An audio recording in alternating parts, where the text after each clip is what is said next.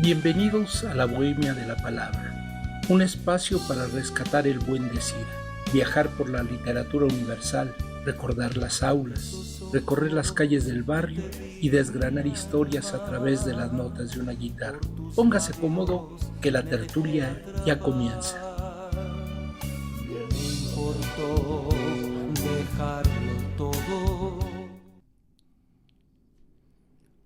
Bienvenidos amigos a la Bohemia de la Palabra en este programa del 4 de agosto de 2026 en que me da mucho gusto estar nuevamente con ustedes, donde vamos a hablar de diferentes temas. En general el día de hoy va a girar un poco en relación con el periodismo, en relación con el periódico.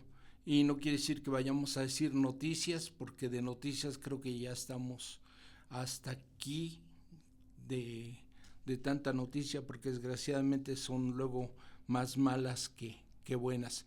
Pero vamos a hablar sobre el periodista Luis Espota, que aparte de periodista fue escritor. Vamos a hablar de una de sus obras, que es Casi el Paraíso. Y vamos a hablar, como siempre, en el pizarrón de la discordia de algunas palabritas relacionadas con el periodismo.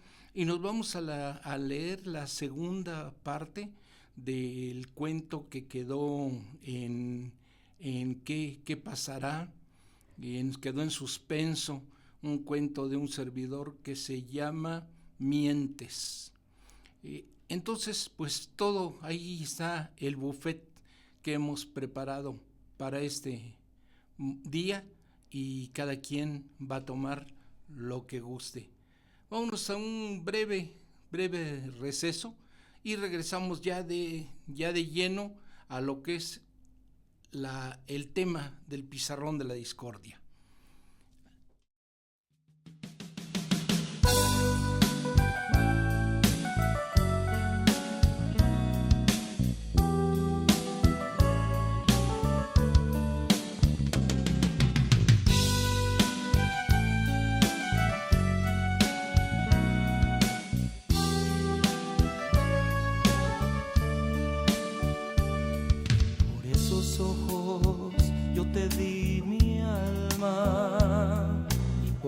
Labios me dejé atrapar. No me importó dejarlo todo y en esas aguas me eché a navegar. Y ya estamos en el primer segmento de nuestro programa de la Bohemia de la Palabra, el pizarrón de la discordia. Ya saben que aquí en el pizarrón de la discordia siempre escribimos palabritas que nos pueden generar alguna duda. El día de hoy pues no van a ser tan complicadas, no vamos a poner una situación tan difícil de captar, porque las palabras son de uso común. Vamos a hablar primero de la palabra periódico. ¿De dónde viene la palabra periódico?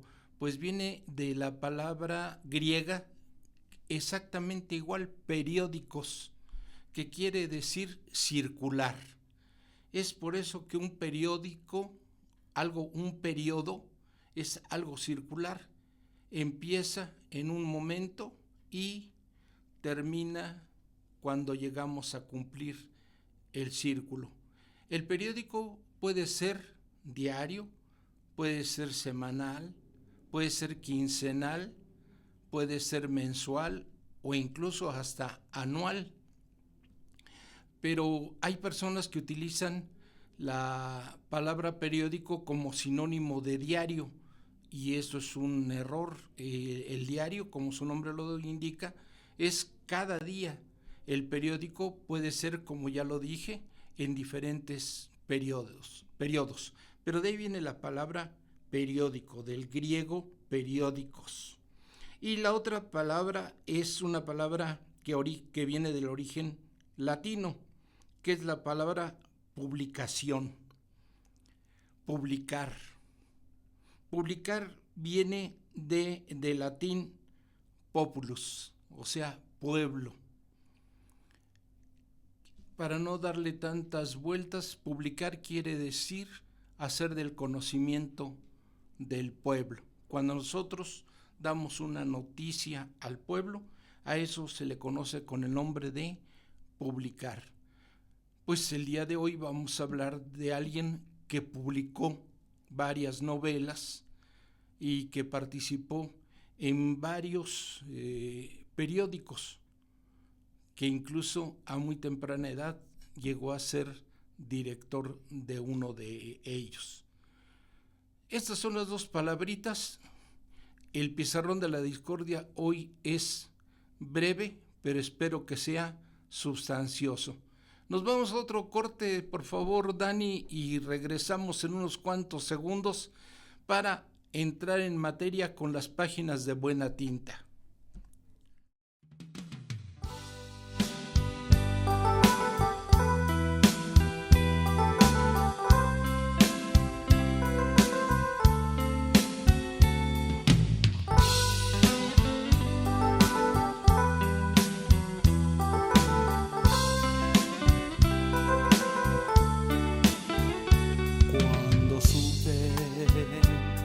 De otro, mi sueño, mi ilusión y mi alegría se fueron, y poco a poco la vida sentí que se acabaría. El tiempo que no tuvimos hizo que lo nuestro terminara. Un hombre nuevo, hacer que nuestro amor se alejara, lejos de aquí, lejos de ti, lejos de... Páginas de Buena Tinta. Las páginas de Buena Tinta de esta semana corresponden al señor Luis Espota y vamos a comentar una de sus obras. No sé si la más importante, pero una de sus obras más atractivas, que se llama Casi el Paraíso. Casi el Paraíso, hay que tomar en cuenta que se escribió en el año de 1956. Eso lo tenemos que tomar en cuenta. ¿Cómo empieza Casi el Paraíso? Pues resulta con que el príncipe Ugo Conti, que no nos especifica de dónde es, príncipe de qué región, sino que es un príncipe italiano. Se encuentra con en un yate, propiedad de una estadounidense millonaria, Lisa Abril, y pues se encuentra ya fastidiado porque se da cuenta de que la que va a ser su víctima resulta que no tiene todo el control de sus empresas, que las empresas las manejan sus hijos y solo le dan una parte pequeña a la señora, una mensualidad, y él pues que pensaba que se iba a quedar con todo el pastel completo, se da cuenta de que solo le tocará un pedacito de una de las rebanadas que le den a Liz Abril. Entonces decide abandonarla, se roba algunas joyas, algo de dinero y se va a la Ciudad de México, en donde se presenta con el nombre de el príncipe Ugo Conti. Como lleva bastantes dólares, lleva algunas joyas, pues no le impide representar claramente este personaje. Pero lo curioso de aquí, lo que hace crítica Luis Espota, es que es recibido a ciegas por la sociedad, por la alta sociedad mexicana. Simplemente basta con decir que es el príncipe Ugo Conti para que las puertas de la sociedad mexicana se le abran de par en par. Ese es el verdadero fondo del libro de Espota, el ser un crítico de la sociedad de ese momento, que recordando que es 1956, pues es una sociedad todavía bastante ingenua. En la segunda parte de Casi el Paraíso, nos presenta a quién es el verdadero Ugo Conti, que es un niño de nombre Amadeo Padula, que es pues hijo de una prostituta italiana llamada Dominica, y que desde muy temprana edad aprende a hacer maldades, a cometer fechorías, hasta que llega, por suerte para él, a las manos de un verdadero noble, el conde Francisco de Astiz. Este conde es, aparte de tener su título legítimo de nobleza, pues tiene toda la forma de manejarse, de conducirse en sociedad, pero también es un tipo acostumbrado a hacer acciones fraudulentas. Entonces le enseña cómo comportarse a Amadeo para poder entrar dentro de la aristocracia, conducirse de la manera correcta y enseñarle también a hacer todas las trampas posibles que él aprendió y que se las transmite. Entonces, ese es el origen de que Ugo Conti, el Amadeo Padula, llegue a la sociedad mexicana y pues la enamore con su supuesta sangre azul. Dentro de todo el séquito de personas que sigue al príncipe Ugo Conti, hay algunos que le llaman más la atención y se compromete en matrimonio con una chica de la alta sociedad mexicana. Y no les voy a contar nada más porque espero que lean el libro. Incluso el año pasado, si no me equivoco, se hizo una versión cinematográfica. Se presentó Casi el Paraíso. A mí, sinceramente, les voy a decir que la película no me gustó. Y les voy a decir la razón por la que no me gustó. Porque al momento de adaptar, pues obviamente se tomaron en cuenta los elementos con los que tenemos a la fecha. Se empezó a hablar de las redes sociales, se habló de los celulares, y siento que ahí se perdió un tanto del encanto que tenía aquella sociedad ingenua de los años 1950 para creernos que una sociedad ya con tantos avances y en donde la comunicación, lo que pasa en un lugar del mundo en unos cuantos segundos, lo sabemos en el otro extremo del globo terráqueo, no hayan podido llegar noticias del famoso príncipe Ugo Conti más rápido.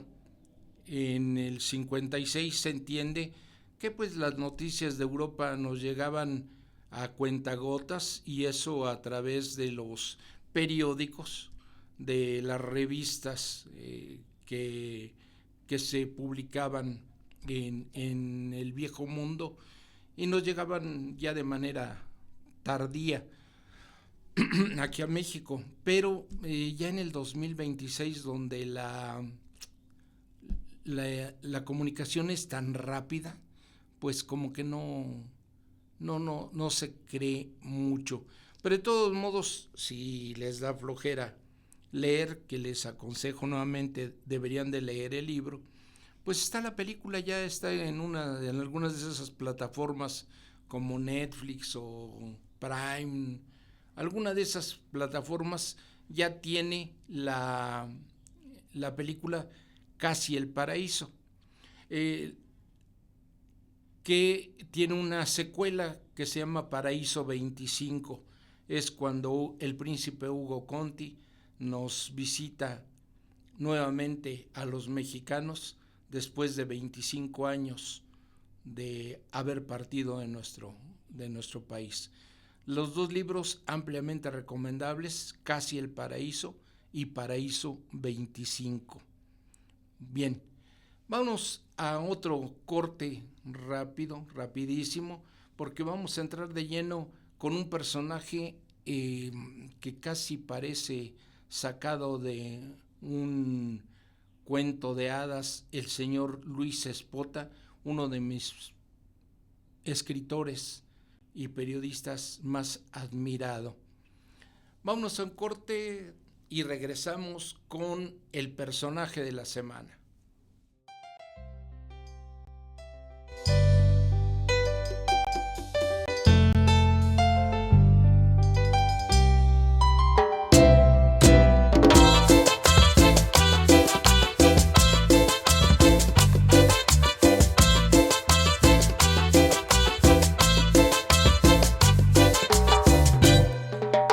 Tienes el porte de una princesa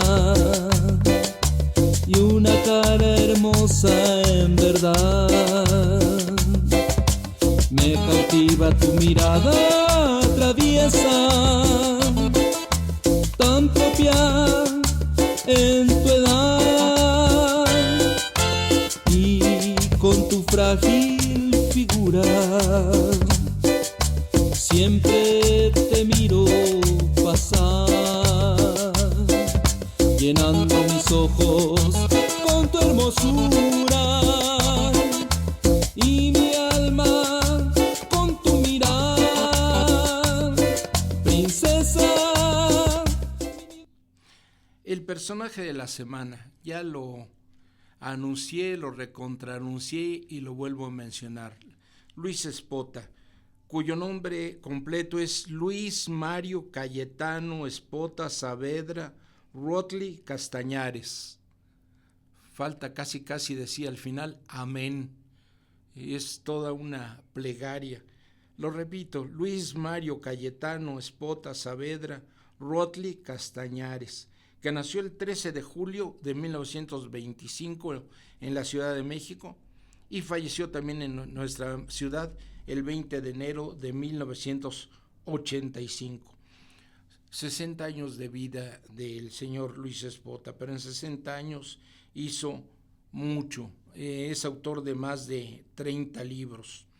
Hay que tomar en cuenta que le tocó vivir la etapa de conformación de nuestro país después de la Revolución Mexicana, donde todavía había pleitos entre los generales revolucionarios, y luego llegó ya la consolidación de nuestro país cuando empezó el primer presidente ya civil, que fue el señor, recuérdenme por favor, porque ya se me fue el nombre. Bueno, ahorita lo recordamos, pero sobre todo la etapa en donde vive él, donde publica Casi el Paraíso, es Adolfo Ruiz Cortines, que desde mi punto de vista ha sido uno de los presidentes mejores que hemos tenido, porque llegó de su natal Veracruz, regresó ahí mismo y con el mismo capital con el que había llegado a la presidencia. Es decir, no se llevó absolutamente nada del tesoro de la nación. Bueno, pero esa es otra historia, como diría la abuelita. Pues Luis Espota desde muy joven fue muy inquieto. Quiso buscar desde adolescente la fortuna en otro lugar que no fuera la Ciudad de México. Se fue jovencillo, hablamos entre los 12, 13 años, a Tampico, Tamaulipas. De ahí tomó un barco que lo llevó hasta el puerto de Progreso en Yucatán, y de ahí haciendo diferentes trabajos, ayudando a los pescadores, hizo todas las actividades que se puedan ustedes imaginar, y regresó a la Ciudad de México a los 14 años. Empezó a buscar trabajo en el periodismo. Y fíjense nada más, nunca estudió periodismo, fue autodidacta. Por su cuenta se instruyó, fue un ávido lector, manejaba muchos idiomas, era un tipo erudito que nunca tuvo una preparación escolarizada, fue una persona autodidacta. A los 14 años realizó algunas entrevistas ya por encargo de periódicos, y la primera entrevista que hizo fue al aviador Francisco Saravia en 1939. Tenía 14 años, como les repito. La entrevista se la encargó Regino Hernández Yergo, que era el director de la revista Hoy, y lo empezó a emplear a esa edad tan joven por las ganas que tenía, por las ganas que veía en el muchacho de aprender el oficio del periodismo, y que estaba dispuesto a entregarse en cuerpo y alma a esa profesión. Con 19 años le fue encomendada la dirección del periódico La Extra. Estuvo en La Extra de 1945 a 1947. Y durante la época en que él fue el director, se incrementó en más de 60,000 ejemplares el tiraje por día. Entonces hizo una buena labor, y tenía nada más 19 años el señor Espota. A los 21 fue nombrado director de Últimas Noticias, cargo en el que estuvo desde 1945 a 47. En 1948, fíjense nada más, con 23 años, recibe el Premio de Periodismo otorgado por la Asociación Nacional de Periodistas, gracias a que él descubrió y dio a conocer la identidad de B. Traven, que hasta ese momento se le llamaba Bruno Traven, porque aunque aparecían sus libros como B. Traven, a alguien se le ocurrió decir que esa B era de Bruno, pero no tenía nada que ver con Bruno. Él descubrió la personalidad de B. Traven, que es una persona de origen estadounidense y que vivía en el estado de Morelos. Hasta ahí fue él a entrevistarlo, y eso le mereció el Premio Nacional de Periodismo. Fue director de varios periódicos, fue director, trabajó en suplementos del Heraldo de México, obtuvo nuevamente en 1979 el Premio Nacional de Periodismo, y aquí hay una situación muy curiosa.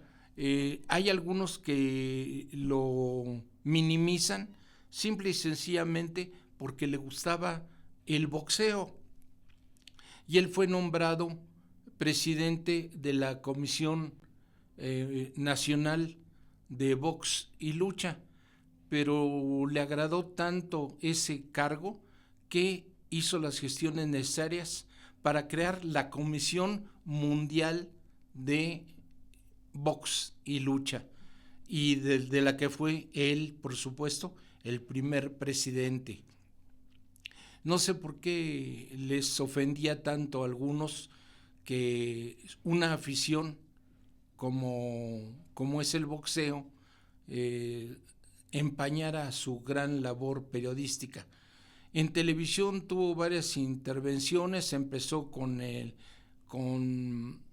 Canal 13, que después se convirtió en Imevisión y que terminó siendo TV Azteca.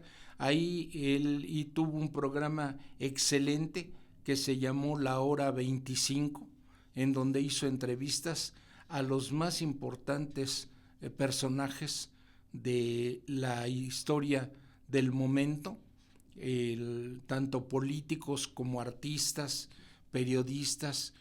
Era un programa excelente ese de la Hora 25. Condujo también Cada Noche lo Inesperado en 1973 al lado de la periodista Lolita Ayala.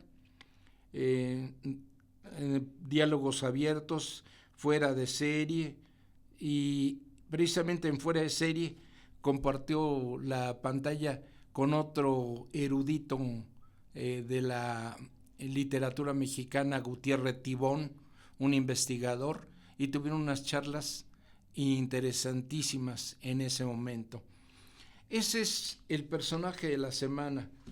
Se me había pasado porque su nacimiento fue el 13 de julio.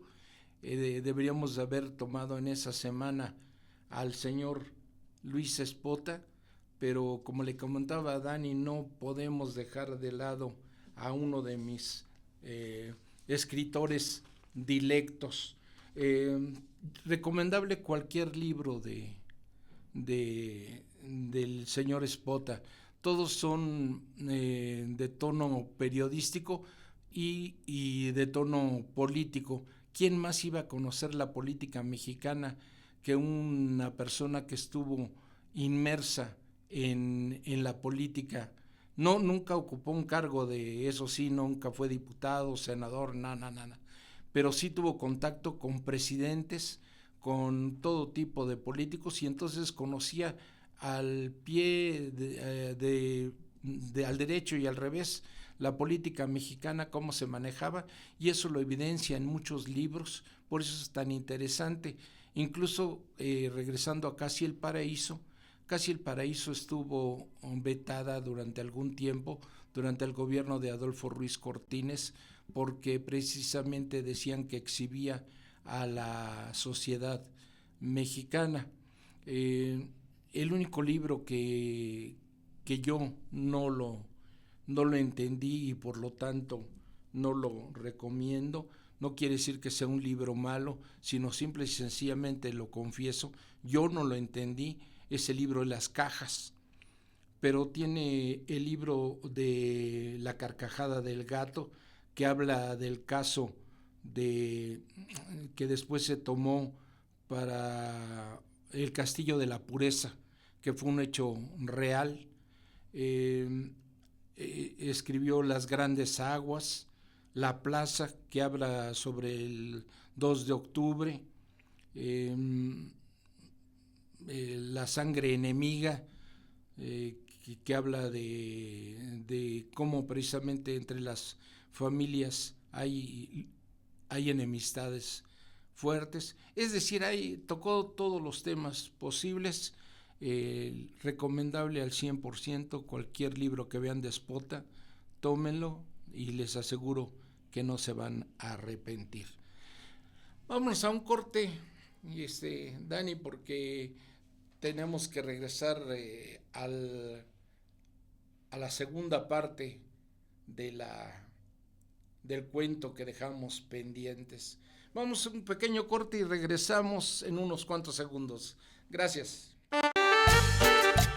Así, sabrosito, para ti, mi amor.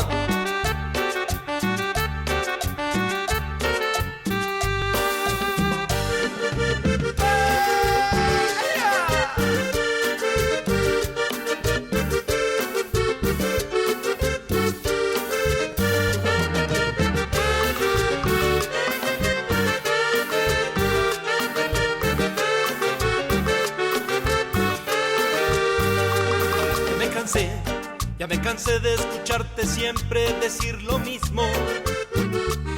Ya me cansé de tantas mentiras y tu cinismo. Ya estuvo bien de todos tus engaños por tantos y tantos años. Ya estuvo bien de todos tus engaños por tantos y tantos años. Ya estuvo bien.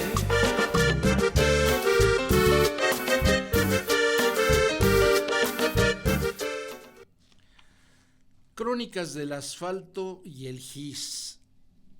En el programa anterior empecé a leer un cuento que se llama Mientes, que es parte de las historias musicales, un libro que saqué precisamente en este año. Es el libro más reciente que ha sacado. Son cuentos, relatos basados en melodías, basados en música. Este de Mientes está basado en una canción del mismo nombre del señor Daniel Pérez Arcaraz. Y para los que no escucharon la primera parte, les platico que el cuento trata de un joven, bueno, digamos, un hombre joven, pero ya maduro, que se llama Fernando y que es un oficinista que tiene una vida muy triste, muy miserable, por llamarle de alguna forma, en donde su único motivo de alegría, su único momento en el que él siente la alegría de vivir es cuando se da la hora de la comida, y todo porque asiste a una fonda de mala muerte, llamémosle, porque la pintamos muy pues muy fea, la verdad. Pero ¿por qué Fernando va con tantas ganas a ese lugar a comer? Pues simple y sencillamente porque está enamorado de la mesera, de Conchita, la mesera. Ahí tenemos una imagen, una representación de Conchita. Bien, pues vamos con la segunda parte. No sabía si ella vivía en la misma colonia o si vivía en alguna otra lejana.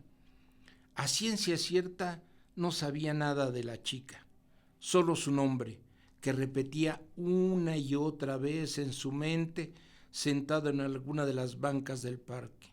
Se torturaba imaginándose a la hermosa paseando por ahí del brazo de alguno de esos sucios pelafustanes que la acosaban.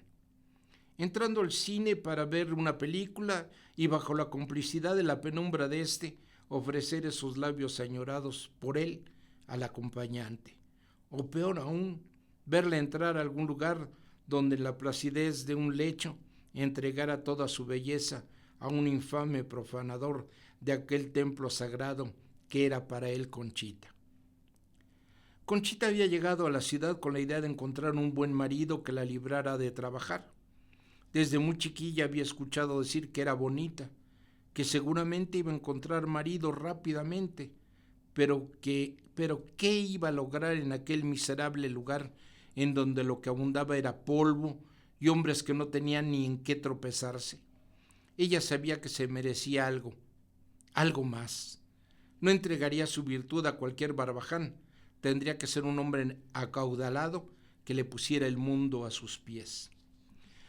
Muy rápido sus ilusiones empezaron a tambalearse. Había los hombres que ella deseaba para marido, pero estaban lejos de su alcance. Lo único que buscaban era su belleza, la belleza de una pueblerina que le serviría de diversión. Encontró trabajo en la fonda de Cholita y ahí aterrizó con su triste realidad. Su marido surgiría de aquel grupo de hombres que la admiraban, pero que solo les importaba su cuerpo y no su corazón. Llegaba por fin el lunes. Fernando salía del trabajo prácticamente corriendo para llegar puntual a la cita, deleitarse con la figura de su Andrómeda moderna y también, ¿por qué no decirlo?, a sufrir la angustia de los celos. ¿Qué le damos, señor Fernando? Nuevamente la elección de los platillos, la entrega en fila, la parsimonia al ingerirlos, el postre, y al momento de que llegara el café, armándose de valor, el enamorado tomó a la chica de la mano, imitando el accionar de los mediocres admiradores, y preguntó: ¿Quieres ir el domingo al cine conmigo, Conchita? No me gusta el cine, sin hacer gran esfuerzo por soltarse, pero un tanto incómoda. ¿Y si vamos a bailar? No sé bailar, un poco más incómoda. Yo te enseño, animadísimo. No me interesa, tampoco me gusta. A la Alameda, triste porque se le agotaban los lugares. Los domingos voy a misa con mi mamá y después vamos a ver a mi abuelita. No acostumbro salir con nadie. Ninguna de las dos existía para ella en la ciudad. Se habían quedado en el pueblo, pero ella trataba de ponerle fin a la lista de invitaciones inventando excusas, dando un tirón un poco más decidido para liberarse de la garra que la sujetaba. Se retiró rápidamente para atender a otros comensales.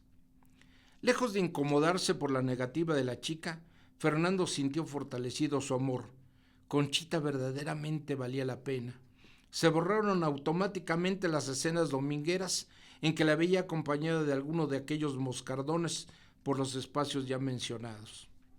Ahora la escena que se imaginaba era la de su virginal doncella entrando en la iglesia con el rostro y el cabello cubiertos por un delicado velo, arrodillarse frente al altar, descubrir su bella faz, recitar sus sentidas plegarias, mientras la observaban los feligreses elevarse levitando cual Santa Teresa contemporánea, para posteriormente salir del brazo de su madre en dirección de la casa de su abuelita. Pasaron algunas semanas en que el oficinista planeó cómo hacerse del amor de la bella. Decidido fue a comprar un anillo con un solitario. El siguiente lunes Fernando le pediría ahí mismo, en el lugar de su trabajo, le concediera su mano. Quería hacerla su esposa. Se imaginaba una escena digna de una película de la época del cine de oro. Él con la rodilla izquierda en tierra, extendiendo el pequeño estuche hacia la divinidad, pronunciando las palabras mágicas: Conchita, ¿quieres ser mi esposa? Aplausos de los comensales, las miradas de envidia de los acosadores y sobre todo el sí pronunciado de aquellos hermosos labios en los que él depositaría el más tierno beso que sellaría el compromiso. Llegó el lunes, se vistió con el traje nuevo que se había comprado de manera exprofesa para la ocasión, pasó a comprar un enorme ramo de rosas rojas, revisó que en su bolsillo no faltara el estuche con el solitario, checó su peinado, se había cortado el cabello el domingo como parte de los preparativos para el ritual del gran día. Satisfecho con el resultado, dio un enorme suspiro y entró al establecimiento donde trabajaba la que él esperaba fuera su futura esposa. Tomó asiento en la que era su mesa favorita, la del rincón izquierdo, en donde se dominaba plenamente todo el escenario. Algo estaba mal. Por más esfuerzo que hacía, no encontraba a la figura principal de aquella puesta en escena. ¿Dónde estaba Conchita? ¿Le habría pasado algo?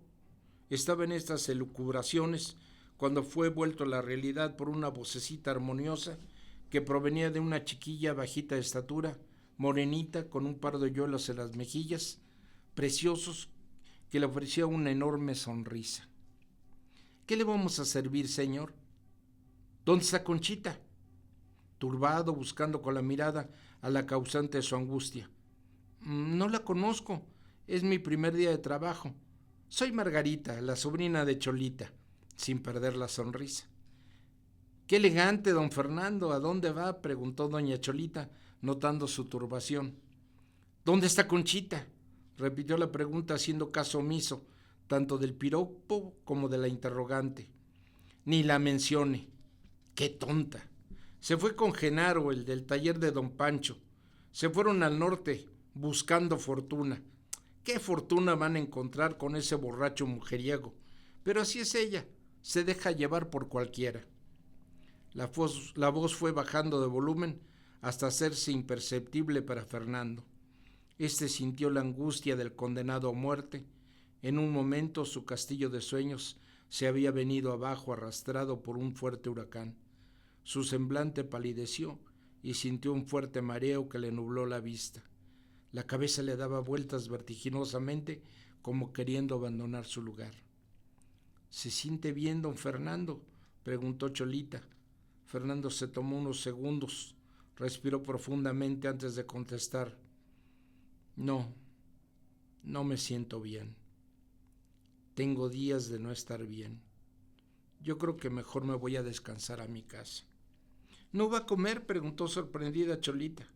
No, mejor me voy. Se puso de pie y a paso lento, con la cabeza gacha, abandonó el lugar.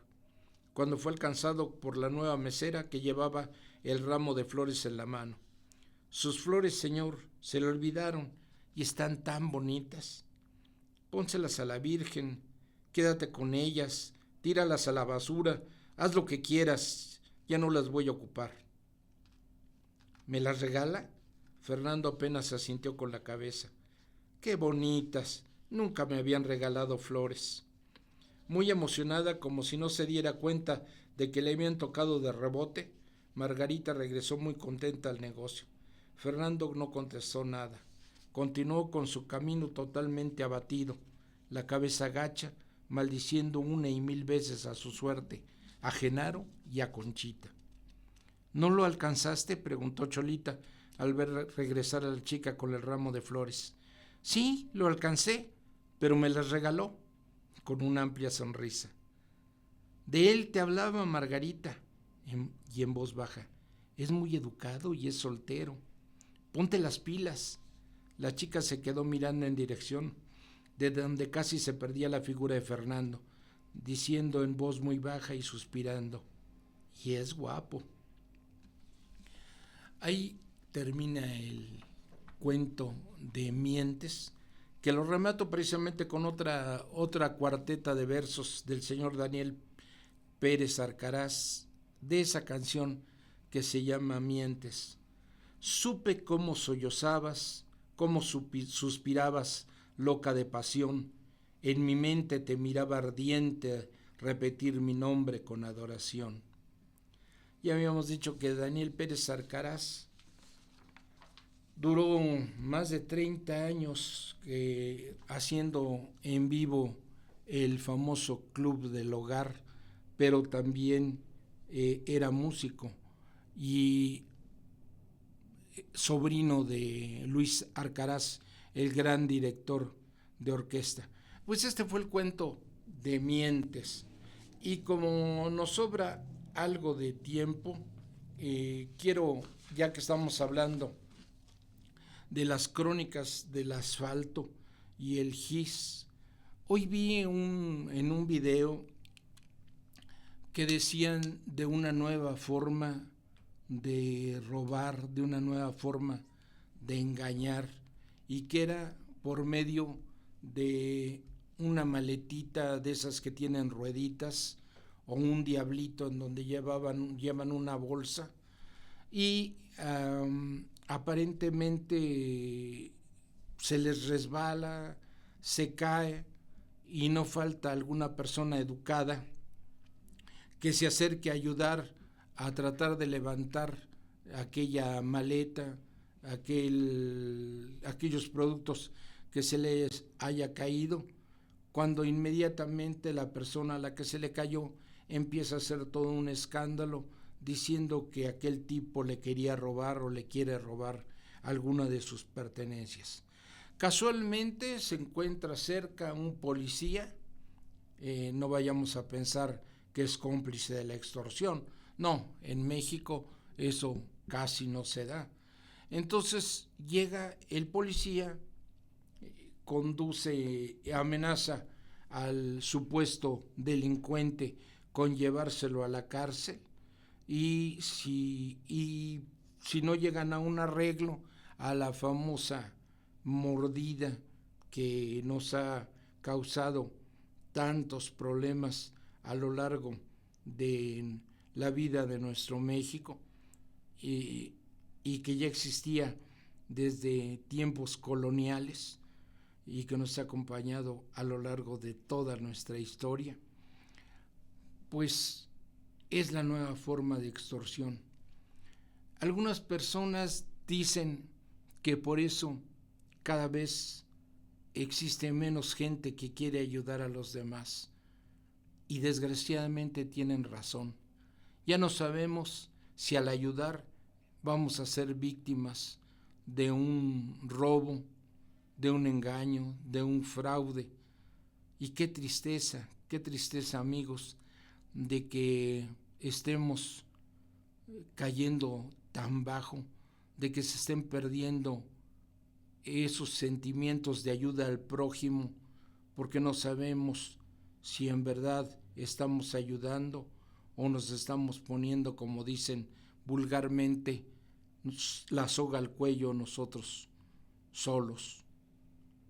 Qué tristeza. Por eso también se ha perdido la buena educación. Todavía en algunos lugares, cuando se encuentra a alguien, aunque sea un perfecto desconocido, y le decimos buenos días, buenas tardes, buenas noches, nos contesta el saludo. Pero hay ocasiones en que si le decimos buenos días a alguna dama, resulta que la dama nos acusa de acoso. Qué triste, la verdad.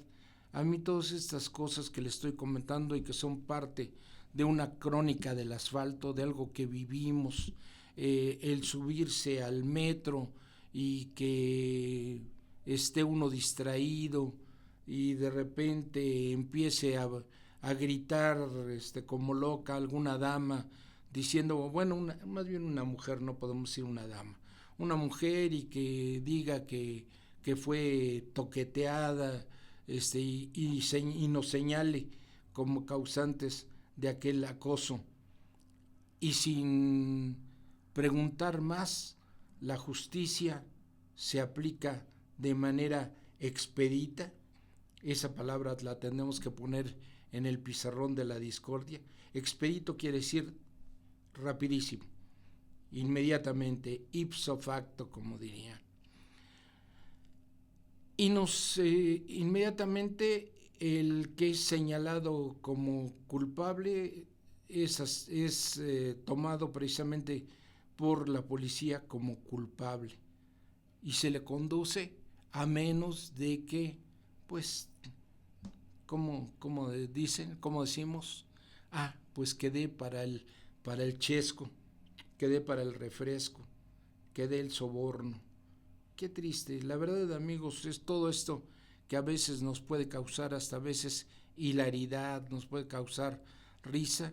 Si nos ponemos a reflexionar, es cada día más triste, sobre todo las personas que son más o menos afines a mi generación, recordarán con cómo antes no sucedía nada de eso. Incluso hasta entre los delincuentes había algo que le podemos llamar, entre comillas, ética.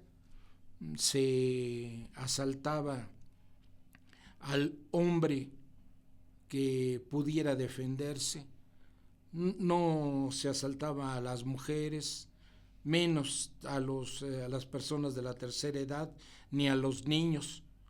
Se asaltaba a la gente que podía defenderse. Ahora las víctimas principales son las mujeres, las personas de la tercera edad, los niños, es decir, los más vulnerables son los que son atacados por el crimen organizado.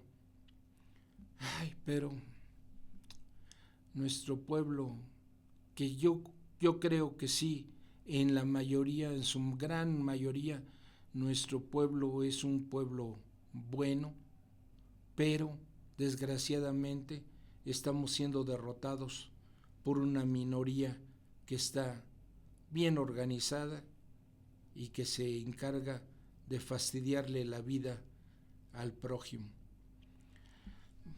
Háganme sus comentarios, amigos, sobre este programa. Recapitulando, diremos que vimos lo que es un periódico, lo que es una publicación. Hablamos de El Paraíso, casi el Paraíso, de Luis Espota, de Paraíso 25, que es la continuación, es la secuela. Hablamos de ese gran personaje que es Luis Espota y que desde muy temprana edad empezó a trabajar en el periodismo, y rematamos con el cuento de lo que le pasó a Conchita y a Fernando. Me gustaría que me dijeran ustedes ¿Qué se imaginan que pasó con Fernando? ¿Regresaría alguna vez a esa fonda esperando ver de regreso a Conchita? Al regresar pondría atención en Margarita, que dijo de remate, y es guapo. ¿Qué se imaginan ustedes o qué les gustaría cómo concluir ese relato, que yo lo dejo así precisamente abierto para que cada uno de ustedes le dé un final de acuerdo, un final que sea agradable para cada uno de ustedes. Y bueno, pues creo que por el día de hoy ya terminamos. El agradecimiento de siempre a Vive Radio por permitirme estar aquí en su espacio, y a mi productor Daniel Balbuena, mi buen amigo Dani, que le agradezco mucho su apoyo, y pues yo los espero. Ya saben, por ahí aparecen mis redes sociales. El programa de hoy se queda ahí durante algún tiempo en mi página de Facebook, en la página también de Vive Radio. Yo lo subo a mi página de YouTube y luego voy seccionando y voy subiendo algunas partes en TikTok de lo que creo o considero que puede ser de mayor interés para ustedes. Reciban un abrazo y, si Dios nos permite, nos vemos aquí la próxima semana. Hasta pronto.